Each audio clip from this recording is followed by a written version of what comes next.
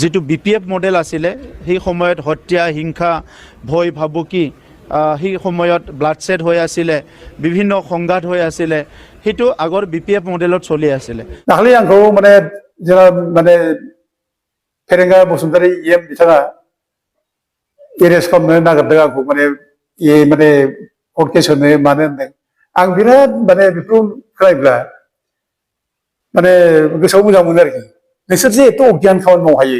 एथ' गाज्रि खामानि मावनो हायो जों बायदि मानसिखौ केस होनानै जेराव जोबना दोननो नागिरो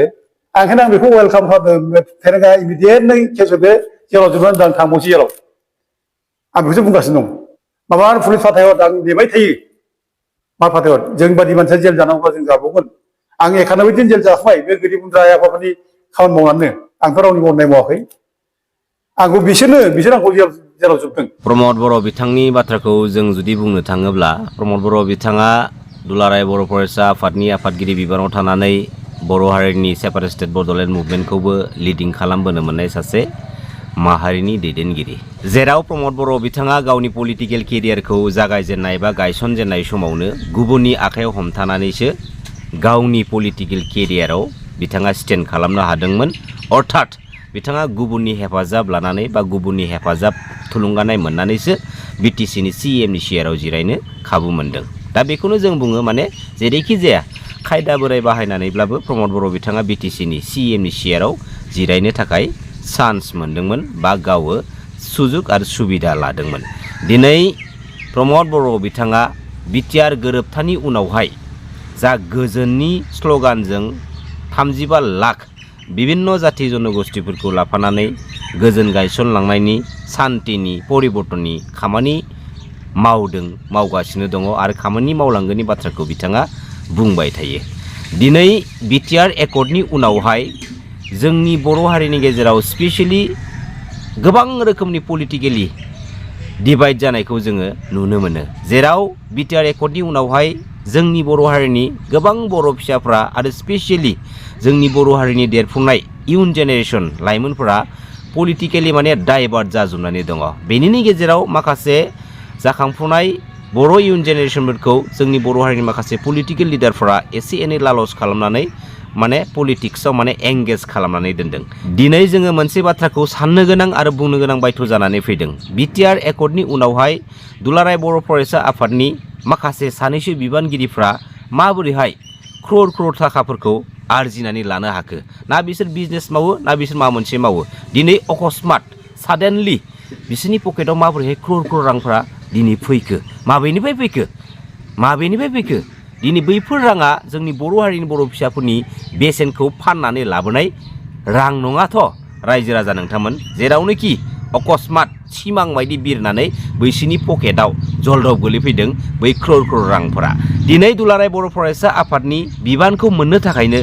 लानो थाखायनो माखासे दाब जायगाफोरनि आनसलिक बेसिसाव जोङो बिबाननि थाखाय नांलायलायनाय बिबाननि थाखाय सोंखारिलायनाय बिबानखौ लानानै गावजों गाव माने हिंसा हिंसि जालायनाय जाथायखौबो जों दिनै नुनो मोनदों आरो खोनानो मोनदों दिनै माहारियारि आफाद दुलाराय बर' फरायसा आफादा बिटिआर एकर्डनि उनावहाय पलिटिक्सनि मेटारखौ मोनसे मेजर साबजेक्ट महरै लाना खामानि मावगासिनो दङ जायनि थाखाय जोंनि बर' हारिनि गेजेराव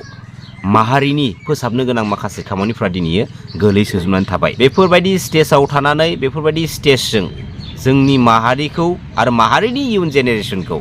जों जुदि फोसाबलांनो थांखि लादोंब्ला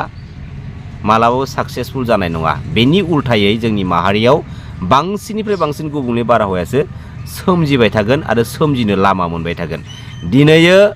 जों मोनसे बाथ्राखौ बुंनो हायो जोंनि बर' हारिनि माखासे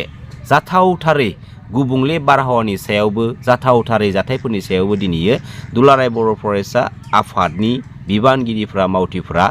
गसंथानानै बाथ्रा बुंहैनो बिस्रा सम गैला माखासे इम्पर्टेन्ट जालांनाय जाथायफोरनि एगेन्स्टआव गसंथानानै बाथ्रा बुंथारनांगौ बैफोरनि एगेन्स्टआव बाथ्रा बुंनोबो दिनै दुलाराय बर' फरायसा आफादा सम गैला मानो मा कारना बेनो माने पलिटिक्सजों टटेलि इनभल्भ जाबाय जायनि थाखाय माखासे बाथ्राफोरखौ बिसोरो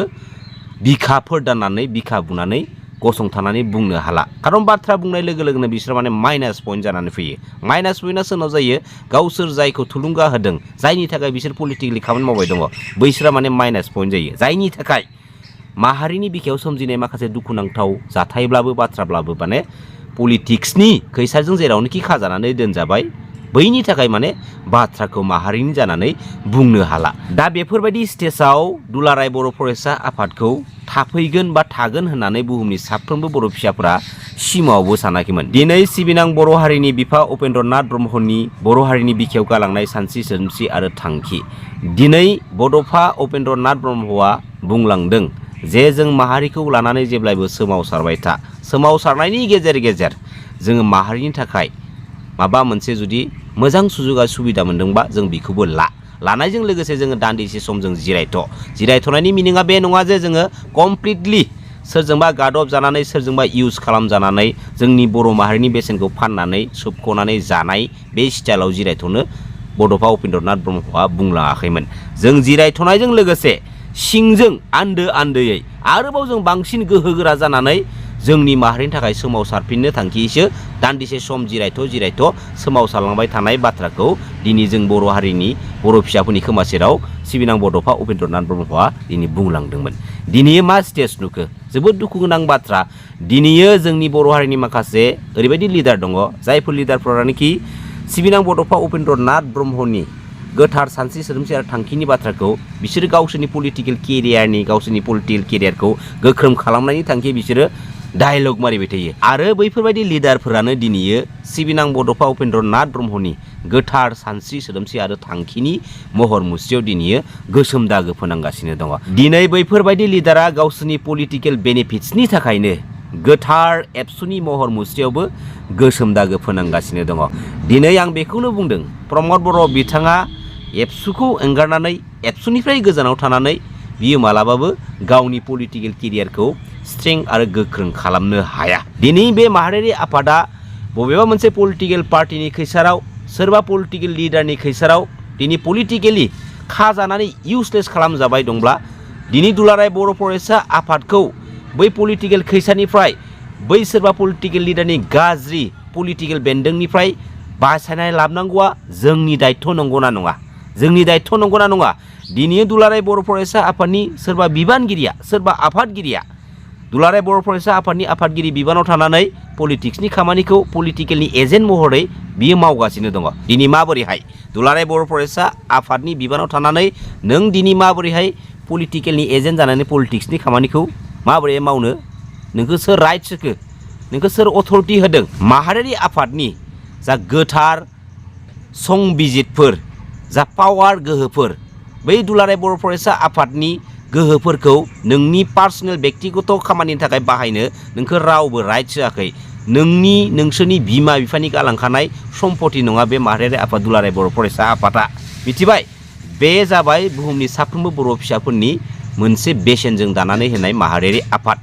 बेखायनो सानै हनै बाथ्राफोरखौ बुं सानै हयै खामानिफोरखौ मावब्ला मोजां जागोन दिनै दुलाराय बर' फरायसा आफादनि सोरबा बिबानगिरिया बिबानाव थानानै पलिटिक्सनि खामानिखौ थोंजोङै पलिटिकेलनि एजेन्ट महरै खामानि मावगासिनो दंब्ला दिनै सिदा बाथ्राखा बेवहाय गाज्रि मोननांगौनि बाथ्रा गैया पलिटिक्सआव जुदि एसेबां इन्टारेस्ट दंबा पलिटिक्स फोथाराव फै पलिटिक्सनि खामानि माव जोंहा बेवहाय बुंनो गोनां बाथ्रा गैया नाथाय माहारियारि आफादनि बिबानाव थानानै पलिटिक्सनि खामानि मावबाय थानायावसो जोंहा बुंनो गोनां बाथ्रा जानानै फैदों खारन दिनै जोंनि बर' हारिनि गेजेराव गोबां रोखोमनि गाज्रि थासारिफोरा दिनै बांसिननिफ्राय बांसिन माने सोमजिनो माने लामा मोनगासिनो दङ खारन दिनै दुलाराय बर' फरायसा आफादा लोरबां जाबाय लोरबां माबोरैहाय जेराव पलिटिकेल केसजों दिनै खाजानानै दोनबाय दिनै माहारिनि दुखु गोनां माखासे जालांनाय जाथायफोरनि एगेन्स्टआव दिनै बिसोर गसंथानानै बाथ्रा बुंनो हानाय गोहो गैला गोहो मोनला खारन बुंनो थांनाय लोगो लोगोनो बिसोरो जाय पलिटिकेल बेन्दोंजों खाजानानै दोनदों बै पलिटिकेल पार्टिनि बै सोरबा पलिटिकेल लिडारनि माने माइनास पइन्ट जाहैयो नेगेटिभ पइन्ट जाहैयो जायनि थाखाय दिनै बिसोरो जोंनि माहारिनि थाखाय गसंथानानै बाथ्रा बुंनो हानाय बिसोरा गोहो गैला जोंनि बिटिसि ओनसोलाव जेसेबांखिनि गुबुन हारिनि सुबुंफोर दङ बैसोर गासैखौबो समान मोनथाय समान थाखोआव माने लाफानानै समान मोनथायनि मर्यादा होनांगौनि बाथ्राखौ बुंनायखौ जोङो नुनो मोनबाय थायो दिनै बिएससि एकर्ड बिटिसि एकर्ड आरो बिटिआर एकर्ड मोनथाम एकर्ड जालांबाय बे मोनथाम एकर्डआ सोरनि थाखाय जादों स्पेशली जों बर' फिसाफोरनि थाखाय आरो बे मोनथाम एकर्डखौ जों ओरैनो मोनाखै ओरैनो जों लाबोनो हायाखै बे मोनथाम एकर्डनि एगेन्स्टआवनो जोंनि गोबां बर' फिसाफोरा गावबा गावनि बेसेन गोसा जिउखौ बावसोमलांदों गोबां बर' फिसाफोरा दिनैसिमबो जोबथेसालियाव जोबजानानै थानांगौ बायथ' जानानै फैदों बेनि उनावसो जोङो बे मोनथाम एकर्डखौ मोननो हादोंमोन दिनैयो बिटिसि एकर्डनि गेजेरजों स्पेशली पलिटिकेल मोनसे रुलिं खालामनो हानाय मोन्थायखौ जों मोनजेननो हादोंमोन बेबो जोंनि बर' फिसाफोरनि थाखायनो दिनैयो प्रमद बर' बिथाङा पलिटिकेल सिस्टेमाव एन्ट्रि मारि फैखांनायनि उनावहाय बै गुबुन हारिखौबो समान थाखोजों मर्यादा होनांगौनि बाथ्राखौ जि बुंबाय दङ जों माबोरैहाय होनो मा कारनाव होनो मानि थाखाय होनो बिसोरो जोंजों ज' जाफानानै बड'लेण्ड सेपारेट स्टेटखौ बिफादोंमोन नामा जोंनि बर' हारिनि उदांस्रिनि थाखाय बिसोरो बै गुबुन हारिफ्रा जिउ बावसोमदोंमोन नामा दिनै जों माबोरैहाय बे पलिटिकेल सिस्टेमाव समान मर्यादा होनांगौ जानानै फैखो आरो बेफोरबायदि माखासे बाथ्राफोरखौ जोङो जोंनि बर' हारिनि सानैसो लिडारफोरखौबो एसेबां गोरलैयै एसेबां इजियै बुंनायखौ जों नुनो मोनबाय थायो मा कारन नोंसोरनि पार्सनेल बेनिफिट्सनि थाखाय दिनैयो जाथावथारै खामानिफोरखौबो बाथ्राफोरखौबो दिनै पलिटिकेल प्लेटफर्मनि गेजेरजों नोंथांमोना बुंलांनायसो नामा मावलांबाय थानायसो नामा आरो नोंसोरनि बेफोरबायदि जाथावथारै थार्ड क्लास लेभेलनि खामानिफोरखौ बुंनाय बाथ्राफोरखौ जोङो खोनासंबाय थानांसिगौ नामा जोबोद दुखुनि बाथ्रा दिनैयो बिटिआर एकर्ड मानगोनां एनडिपि ब्रादार्सफोरखौ लानानै खालामबाय उदां फोथाराव लानानै फैनाय जाबाय बिनि अखानायैनो एनएलएफबि बायदि मोनसे गोदान हानजाया जोनोम जाबाय मानि थाखाय जेराव बिटिआर एकर्डआ माने मिनिंलेस बिटिआर एकर्डआ जाबाय मोनसे थगायनानै लाना फैनाय थगायनाय माबोरैहाय दिनै प्रमद बर' बिथांमोना बे एकर्डखौ जेरैखि जाया हाखु दाखु खालामनानै बिटिसि पलिटिकेल सिस्टेमाव माने एन्ट्रि मारि फैनाय दाथ' बिदिनो जादोंना बेफोरबायदिनो जादोंना दायो नंगौना नङा रायजो राजा नोंथांमोन दिनैयो कमप्लिटलि बिटिआर एकर्डखौ जुदि इमप्लिमेन्टेसन खालामनो थाङोब्ला दिनैयो जोंनि 6 शिड्युल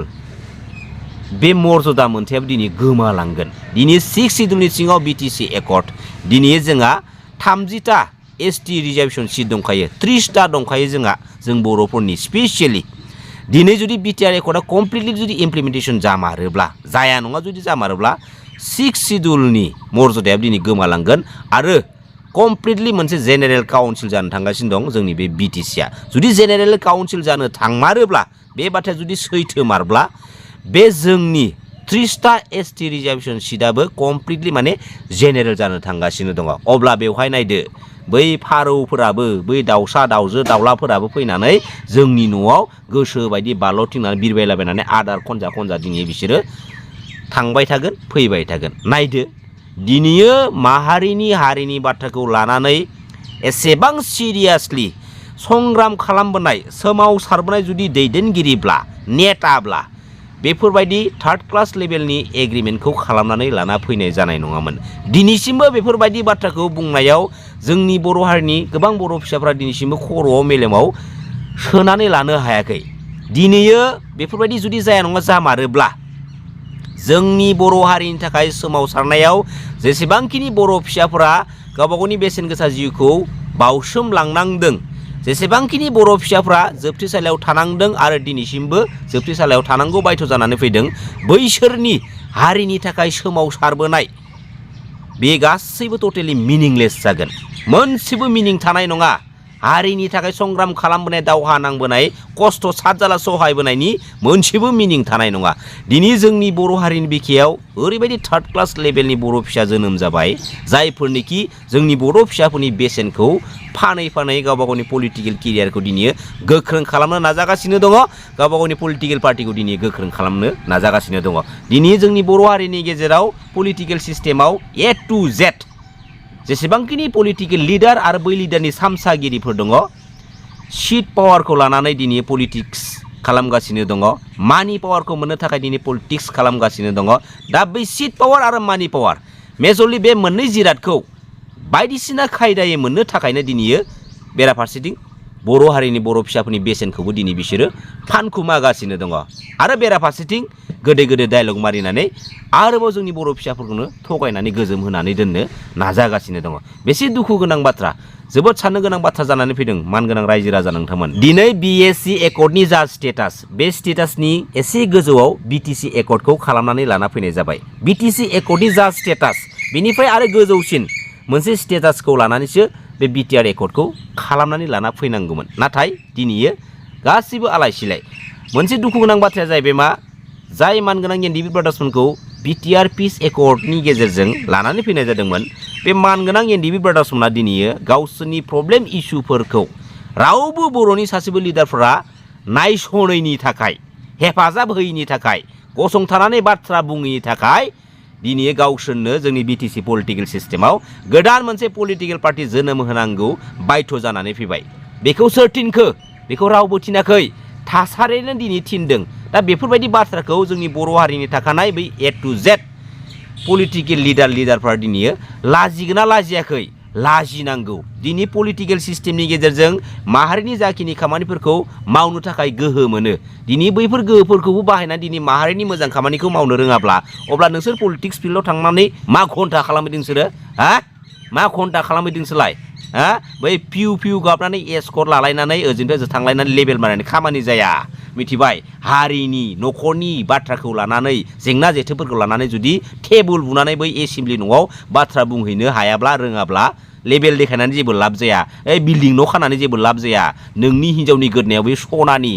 2 केजि 3 केजि सना थफ्ला गानहोनानै जेबो मुलाम्फा जाया नोंनि गथ' गथायनो दामि दामि ड्रेस दामि दामि गारि मबाइल फन बायना होनानै देखायनानै जेबो मुलाम्फा जाया मिथिबाय सेन्स जाबाय आरो मानगोनां रायजो राजा नोंथांमोन गासिबो आपग्रेड जा मिथिबाय सोरबा स्टुपिड लिडारफोरनि सेल्फिश डायलगाव गोजोबनाङा गावबा गावनि बेसेनखौ फाननाङा मिथिबाय हारिखौ बासायनांगौ दायथ'आ नोंनिबो आंनिबो बुहुमनि साफ्रोमबो बर' फिसाफोरनि आखायाव दङ मिथिबाय सिदा बाथ्राखा दै मानगोनां रायजो राजा नोंथांमोन आंनिया खुलुमबाय जै बर' हारिनि जै बर' बिमानि